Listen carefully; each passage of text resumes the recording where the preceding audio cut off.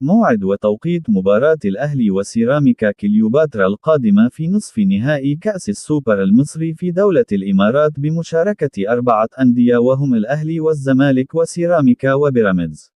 وسيلتقي النادي الأهلي مع سيراميكا كليوباترا في نصف نهائي كأس السوبر المصري يوم الخميس المقبل 6 نوفمبر في 5 مساء بتوقيت القاهرة، 6 بتوقيت السعودية، وقطر 7 بتوقيت الإمارات، على استاد هزاع بن زايد. وستذاع المباراة عبر قناة أون تايم سبورت وإم بي سي مصر وأبو ظبي الرياضية.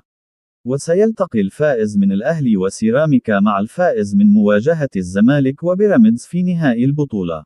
وستقام مباراة نهائي كأس السوبر المصري يوم الأحد 9 نوفمبر في 5:30 مساء، كما ستقام مباراة تحديد المركز الثالث في نفس اليوم في 3:45 عصرا.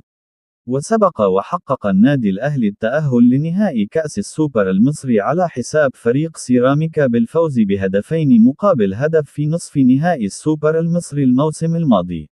وحسم النادي الأهلي لقب كأس السوبر في 15 مرة من قبل ليصبح الأكثر تتويجا بالبطولة، وكان آخر لقب توج به النادي الأهلي النسخة الأخيرة من السوبر المصري في الإمارات بعد الفوز على نادي الزمالك بركلات الترجيح.